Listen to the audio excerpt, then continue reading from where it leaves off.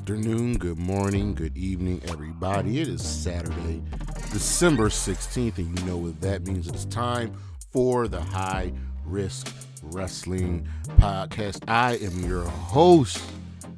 Daddy is back. The phenomenal one, Jeremy Pierce. Welcome, one.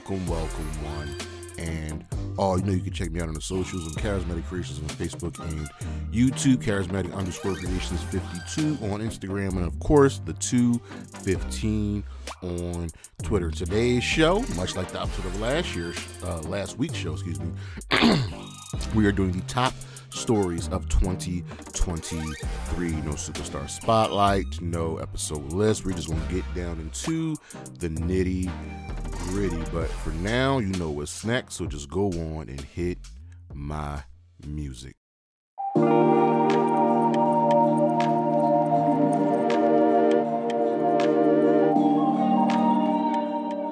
All right, we remember, Vince McMahon, he was gone. He, quote unquote, retired due to some sexual misconduct allegations, and he stepped down. He was no longer the CEO of the WWE, and he's back.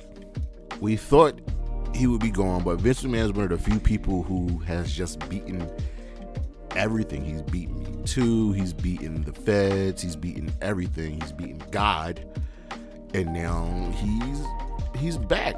Triple H was in charge. Stephanie McMahon and Nick Khan were the acting CEOs. Triple H was in charge of creative, and things were going well. And then things got bad when Vince came back. And how did Vince come back? Well, he essentially said he will not approve any television rights deal or a sale of the company unless he's back as the chairman of the board. Now, mind you, he actually doesn't need to be there or be involved for the TV rights deals. Not at all. But to sell the company, yes, he needed to be there. So he essentially held the WWE hostage, and it worked. And when he came back, things got bad. Back to the normal, usual crap until something that we never knew would happen. WWE sold themselves. They sold themselves to Endeavor, merged with UFC, and created TKO. They sold themselves to the Endeavor Holdings Group, and they formed a $21 billion global live sports and entertainment company. UFC was valued at $12 billion, and the WWE was valued at $9.3 billion. And now here we are. WWE is still the same. There hasn't really been any true cross promotion with UFC, but they're here. It was something we didn't think would ever happen. Next up, we have two people in the WWE who were just completely and utterly dominant. We're going to put these two together. That would be Rhea Ripley and Roman Reigns. Now, with Rhea, she won the SmackDown Women's Championship at WrestleMania 39 of this year. She defeated Charlotte Flair. Making sure I get this right. She defeated Charlotte Flair. So, in April of this year, she was the champion. She is still the champion, currently now the world women's champion, and she, I believe, hasn't lost a match in almost a year plus. Yeah, Rhea has been dominant, and they have given her challenger after challenger, and she has defeated challenger after challenger. Probably her best match was a random match against Raquel Rodriguez, out of all people, on Raw. Her matches against Zoe were good. And her match against Zelina was fantastic for the setting that they were in. And the Roman Reigns has been dominant, much to a less convincing degree as Rhea, because Rhea has pretty much been doing it by herself. And if you've seen one Roman Reigns match, you've seen all Roman Reigns matches. But he is currently your WWE Undisputed Universal Champion. He's two world champions. And we don't know when he's going to lose the championship at this point. We're making the assumption that it could be Cody could finish the story at WrestleMania, but who truly knows? But WWE has created two dominant champions. Actually, speaking of dominant champions, there's been one more dominant champion, and that is Gunther.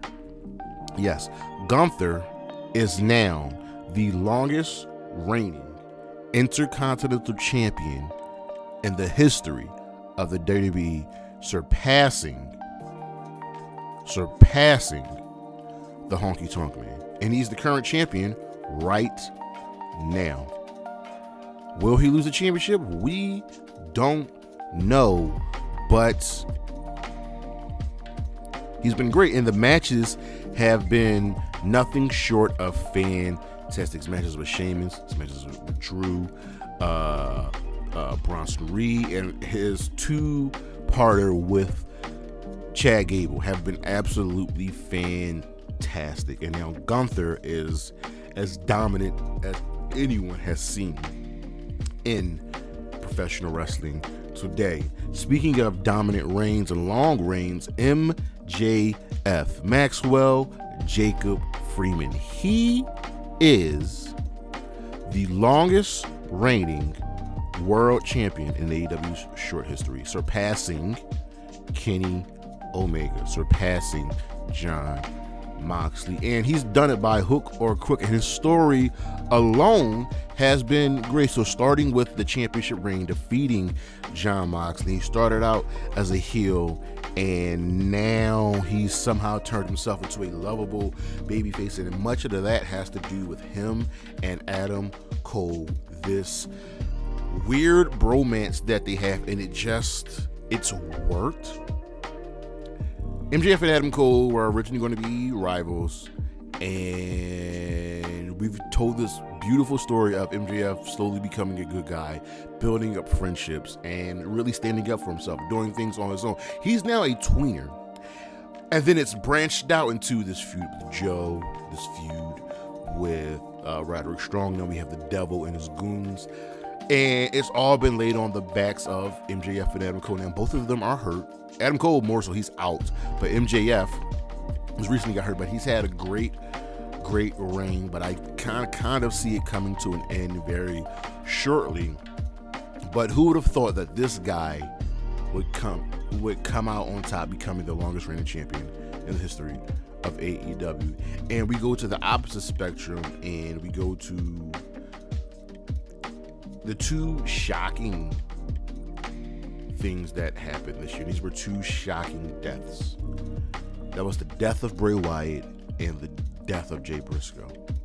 Now, mind you, we've had other deaths in wrestling, Lanny Poffo, Superstar Billy Graham, the Iron Sheik, but these two are really shocking. Jay Briscoe was killed in a car accident earlier this year, and it hurt. He and his brother Mark were finally getting their chance to shine on the main stage, to shine on television, and then boom, Jay was taken away from us. And Mark's carried that torch. He is the most over guy probably in all of wrestling, and he's been absolutely nothing short of fantastic. And then we have Bray Wyatt, who was rehired, came up with another brilliant, engaging story with the White Rabbit and the Wyatt Six, and I was there for his return at Extreme Rules, and it was beautiful. And then he disappeared, and we're like, well, where is Bray Wyatt. Come to find out, he's sick. And he passed away. That one caught me and a lot of people off guard, just like Eddie Guerrero's death was shocking and just out of the blue. It was this one with Bray Wyatt. Somebody go check on Eric Rowan losing Brody and Bray. These were two deaths of two, honestly, legends at this point. Jay Briscoe was a legend in tag team wrestling, and Bray Wyatt was a legend when it came to storytelling. They will be missed. We move over to something that I was very, very happy to see and wish I could have went to. Impact Wrestling celebrated 1,000 episodes. It was amazing. Who would have thought that this company that was counted out time and again would be able to celebrate 1,000 episodes? Think about that. And it was a really good show of the past, the present, the future.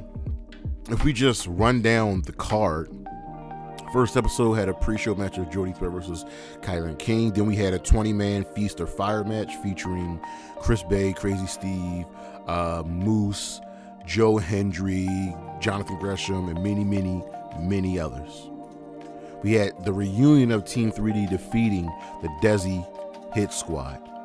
We had Frankie Kazarian and Tracy Brooks ending their really, really good feud, defeating Eddie and Alicia Edwards. And Chris Sabin defeated Leo Rush to win the X Division Championship, I believe for like the 9th or 10th time.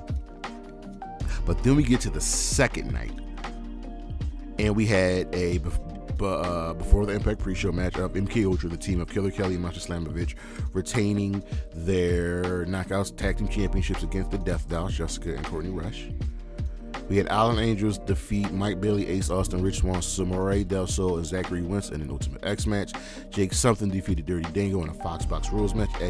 Eric Young defeated Kenny King by DQ, and then that match was changed to Eric Young and Scott D'Amore taking on Kenny King and Shelton Jean, and then that match was changed because they both ended DQ to a returning America's Most Wanted, teaming up with Team Canada, Eric Young, Scott D'Amore to take on the Design, Kenny King, and Sheldon Jean. Josh Alexander defeated Trey Miguel.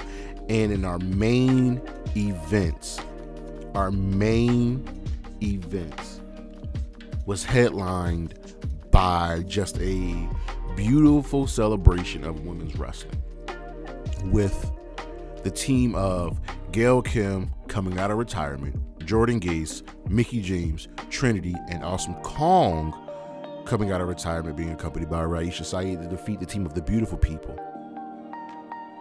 Giselle Shaw, Angelina Love, Diana Purrazzo, Savannah Evans, Natasha Stills with Jay Vidal and the Velvet Sky. They were Team Beautiful People versus Team Over. It was just a beautiful celebration.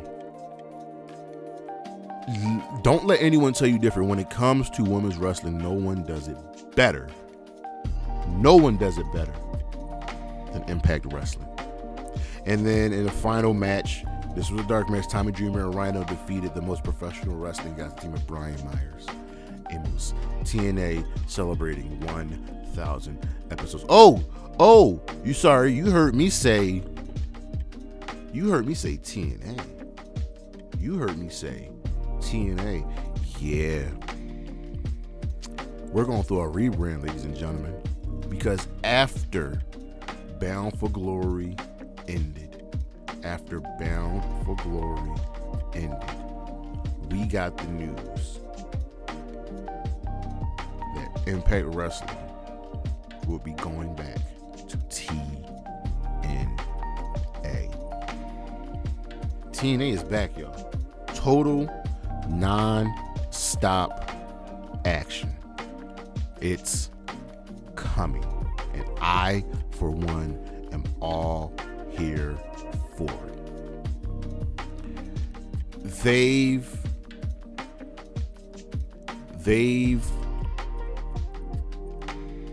gone through a lot of hardships and have come out better on the other side. And with that, they now have a streaming deal with Endeavor. This is not the I don't believe this is the same Endeavor that's owns the WWE. Actually, hold on. It is Endeavor Streaming is a subsidiary of Endeavor. This is the company that owns the WWE and UFC. This, ladies and gentlemen, is very much interesting. Taking place at Forbidden Door 2, we finally got our dream match. We finally got our dream match. And what dream match is that? That would be Bryan Danielson versus Kazuchika Okada. Yeah, we got it. And this match is even crazier because Danielson broke his forearm during this match. So the match was hampered, but it was still good. Something that we didn't think we'd ever see. Two of the all-time greats, and probably the greatest of all time in Bryan Danielson versus the Rainmaker happened. And we all got to witness it. And coming from Forbidden Door, when you think of Okada, you think of one thing. You think of the G1 tournament. And well, we have something different now in AEW, and that would be the AEW Continental Classic, which was their answer to the G1 tournament. And it's simple. It's a round robin tournament of two groups, with the winner becoming the Triple Crown champion, which will be a combination of the AEW Continental Classic Championship, the Ring of Honor World Championship, and the New Japan Strong Openweight Championship. So now you will be the champion in 3 different promotions. Well, I feel a little bit weird about it, but it's been awesome and it's given us some amazing matches. And my only hope is that we get a women's equivalent. Now, I'd be remiss not to mention this salty boy, and that would be one CM Punk. So where's the big news with CM Punk? It's right there, smack dab in the middle. CM Punk was fired by AEW for something that happened at All In, which we'll get into a little bit later. He got into a backstage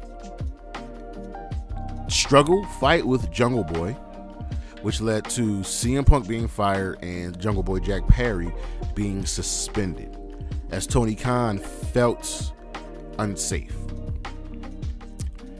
Then, months later, CM Punk returned to the WWE. Hell froze over. CM Punk is back. What is his move? What is his purpose?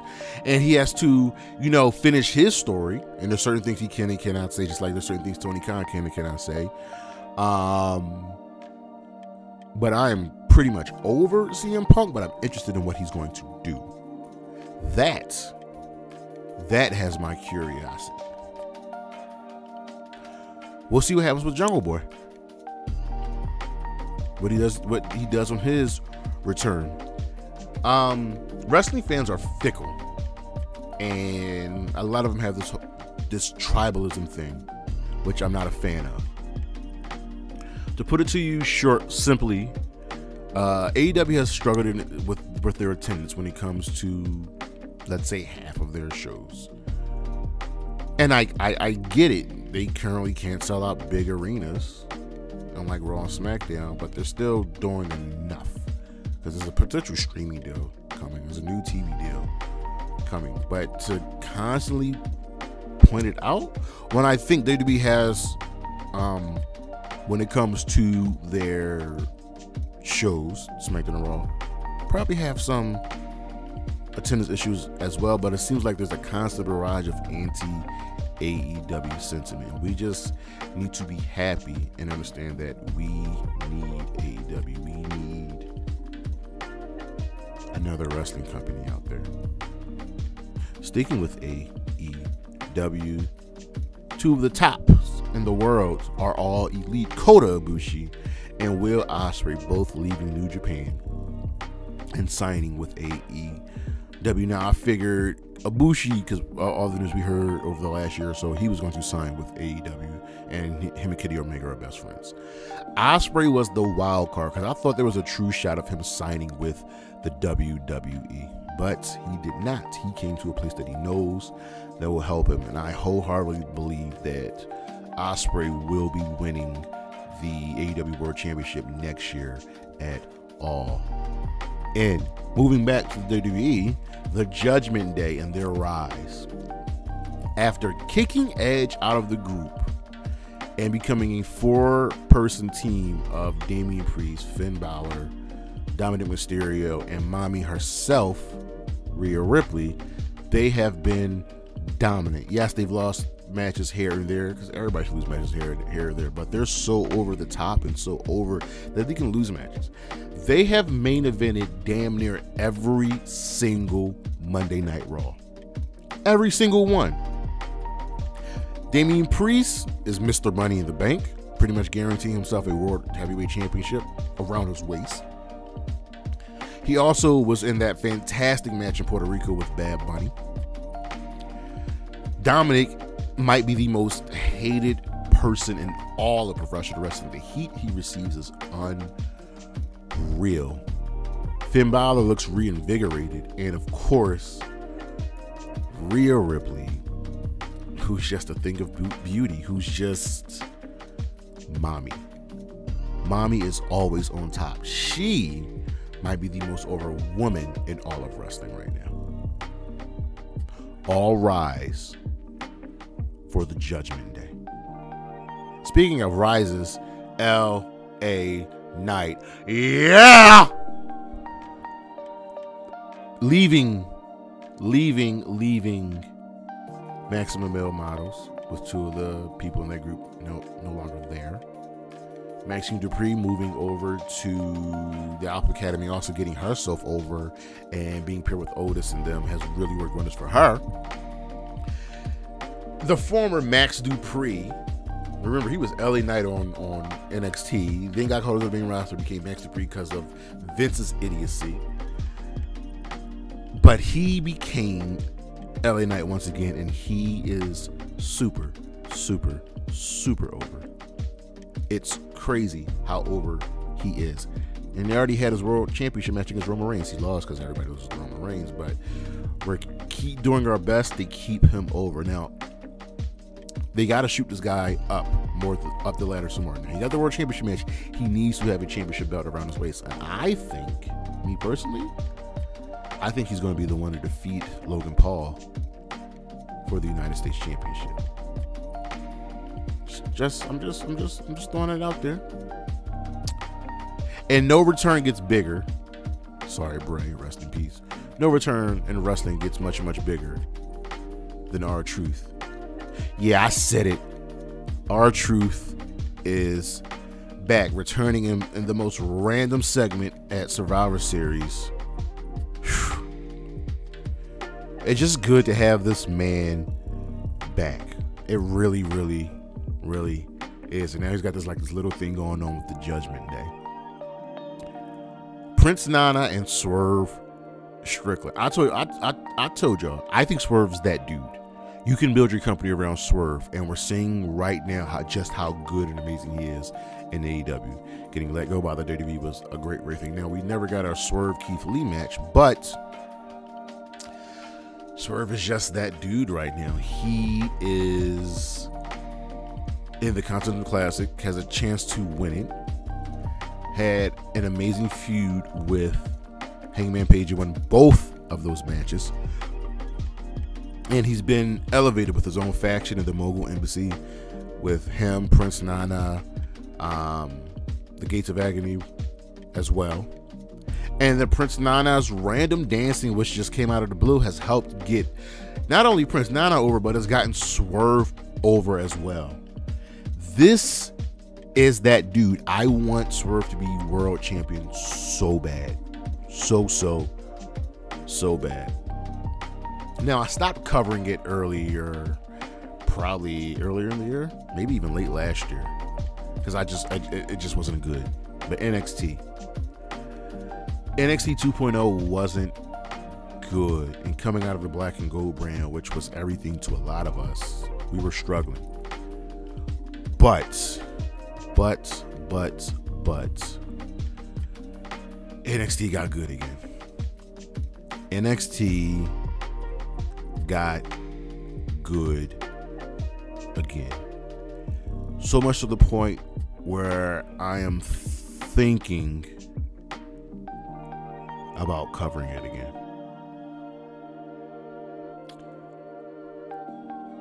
NXT is doing very, very well.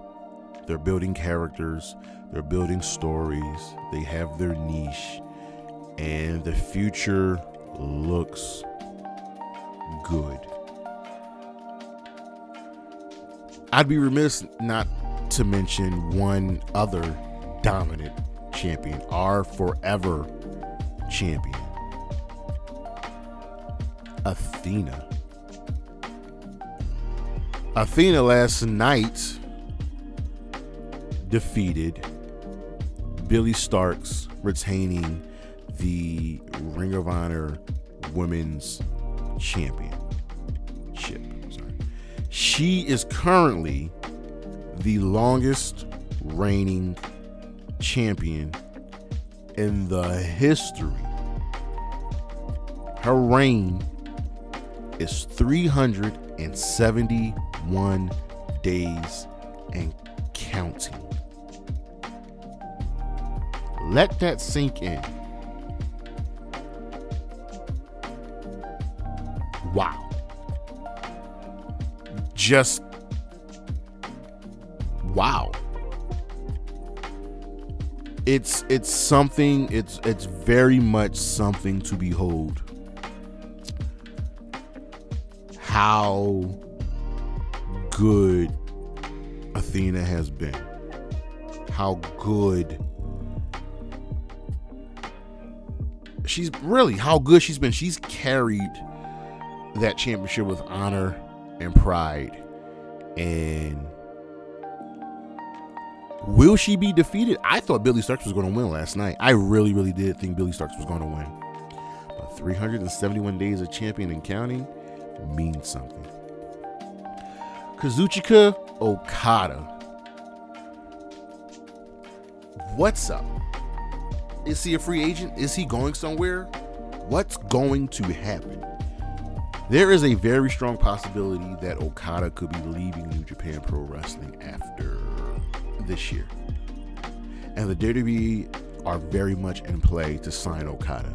Now, yes, I think he would be wasted there. But I can't say I'm not really giddy about seeing a potential Okada versus Roman Reigns match. I am. Like, I don't think Okada would have the best matches in WWE because the WWE style is just not great for people like Okada, and he'd be better served for New Japan. But Okada going to the WWE would be a major thing. And lastly, we have to talk about the biggest wrestling show in history. It's the first event held outside of AEW, outside of the United States, and the first to be ever held in a football stadium for them. All In, paying homage to the first ever All In. This was something else. Held in Wembley Stadium, they had a gate of 1.2 million and an attendance of 72,265. That's absurd. That is absolutely bananas. And it was very good. It was a spectacle. So much to the point that we're coming back to it next year. And the only thing that I wish would have happened on the show would be more than one women's match. That's it. That's all I wanted, was more than one women's match. We've talked about this. We're not going to dive into it, but it was a good card, headlined by our Stadium Stampede match and MJF and Adam Cole. It was good. We need more. I trust it to happen. But those, ladies and gentlemen, are our top stories of 2023. Did I miss anything? Did I forget anything? Y'all let me know. But that is our show. Thank you all for listening. Thank you all for watching. Next week, we have the top matches of 2023 show. This is going to be good. Don't forget to check out the socials, Charismatic Creations on Facebook and YouTube, Charismatic_Creations52 on Instagram, and of course the 215 on Twitter. And as always, Gigi Dolan, Bailey, Willow Nightingale, Isla Dawn, and Chris Statlander. You'll holla at your boy. Peace.